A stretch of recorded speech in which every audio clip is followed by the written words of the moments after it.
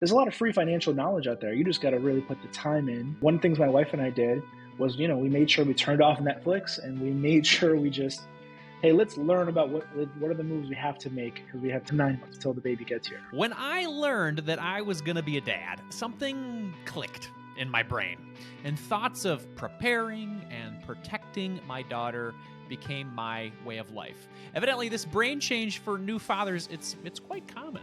According to Scientific American, this is an article that came out in 2014 entitled How a New Father's Brain Changes. They describe how a new dad's thought process is actually quite different from the new mother. Instead of thinking about cuddling or feeding the baby, dads-to-be focused on the future. They imagined saving money for a college fund or walking down the aisle at their daughter's wedding. So with that theme in mind, I've invited a new dad-to-be to the show who happens to be a financial planner and money coach as well. Juan Saavedra is our guest today. Over the last 4 years, he has worked with almost 2,000 families on their financial journey. He's helped families pay off close to $6 million in debt and invest nearly $1 million as well. But most importantly for today, Juan is expecting his new baby this year. Welcome to the show, Juan. Thanks so much, man. I appreciate you having me here. Absolutely, man. Well, we've been connected for a little while now, and I'm glad to host you on the show and learn from you, especially in this kind of melding of expertise. You as a dad-to-be as well as a financial planner, financial coach. So tell me about the feelings. That intro that I talked about. Are you feeling some of those feelings as a dad-to-be right now? Yeah, as you were sharing with this, I was like, oh, that study was on the money. That's exactly how I feel. My wife is more on the emotional side, and my mind is going 10,000 miles an hour. I'm thinking about, well, how much do I need to start saving for college and this? And I'm having a girl, so I'm like, I might have to pay for this wedding too? Like, Absolutely. Well, I had the same thoughts too. Mine was I had a daughter as my first child as well, and a lot of those thoughts were going through my head. So let's help out some new parents to be, new dads to be. Financially speaking, what are some of the first steps that you are personally taking to prepare?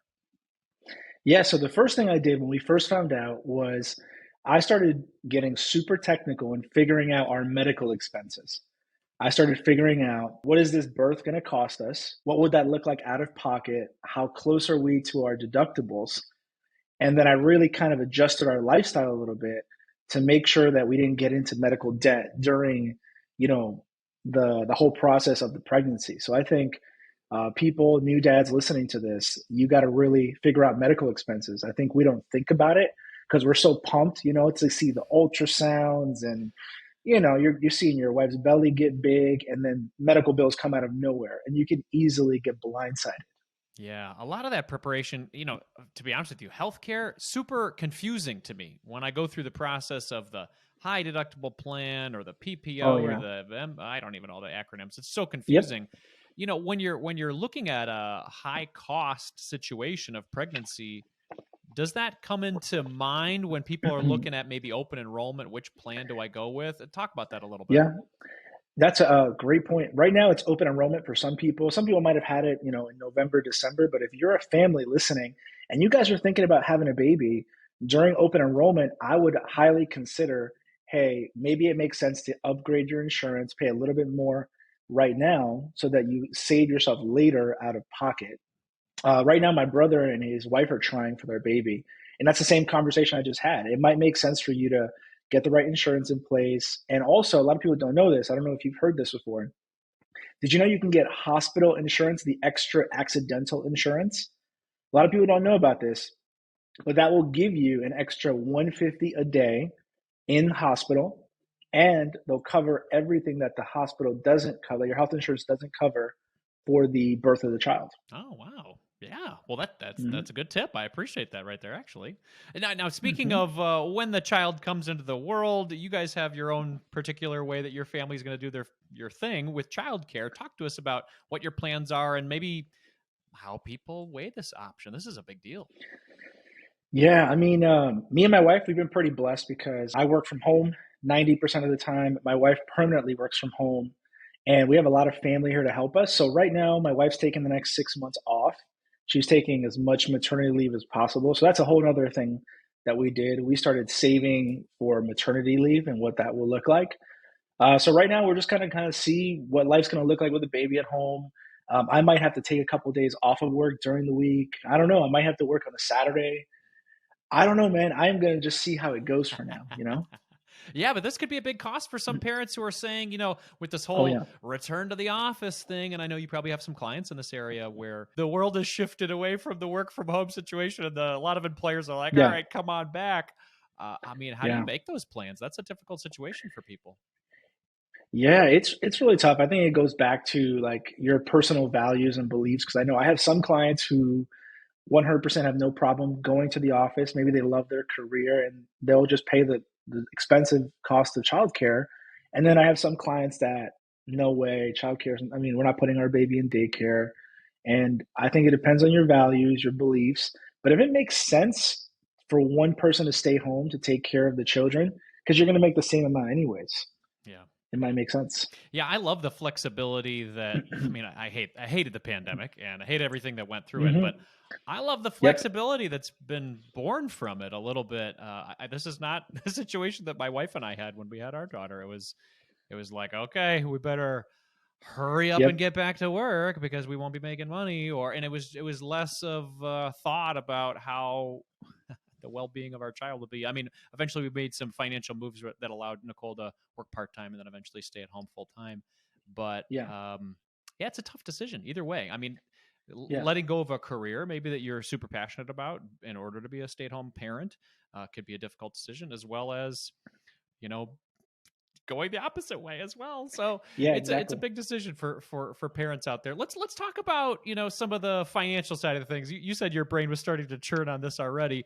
When Oh your yeah. child arrives, are there investing moves that you're considering or that parents should consider? Yeah, Andy, man, I'm waiting for the social security number and I'm ready to so as soon as the IRS sends me the or whatever the number, it's a wrap. She's gonna get some things open. But the first conversation my wife and I had was we want to make sure we give our daughter an opportunity that we didn't have. So we wanted to open up an investment account early because I know if she starts early, she'll have more money later. So the first hard conversation was, do we go with the 529 route and education only, or are we opening up that UGMA that she could use for anything? Tell me about that. What are you And guys thinking? What? Because I love this conversation. I love this debate because I don't think there's a right answer or a wrong answer. So what are you guys yep, thinking right now? Where are you leaning? dude, I couldn't agree more. I think it's not. There's no right or wrong. I think it's that you do something. Yeah. I think that's the important piece. But I have some beliefs. My wife has different beliefs because I don't know what college is going to look like 17 years from today, like 2041. So I'm leaning towards the UGMA route because she could use that for her first car, a down payment for her first house, or hey, she doesn't touch it and it can balloon up in her to retirement. My wife is, we need to make sure she goes to college and make sure she's super prepped to go. My wife's like, in case she goes to Yale, she's ready to go. I'm like, all right, well, so we haven't. I don't want to tell you we made a decision. We haven't. We're debating it still every day. But back to what your original point was. I don't believe there's right or wrong. I think it's that you do something. So parents listening, I definitely think you should get familiar with what these investment accounts are. Like I didn't know about UGMAs and 529s and all this stuff until I started learning about it. So get familiar with the accounts. Yeah, and if you're listening to this because you're maybe expecting or you've become a new parent, it's a great time to learn because you'll never be more interested than you are probably right now with the Yeah. stuff that's going through your brain and making those plans. So let's talk about estate planning a little bit. After you've added a new human into the world, things change a little bit with regard to estate planning. Can you talk a little bit about that? Yeah, I mean, the first thing that we had, this was probably the hardest conversation we had with our estate planning attorney was, God forbid something happens to us, we had to make a decision about who would be the guardian of our child.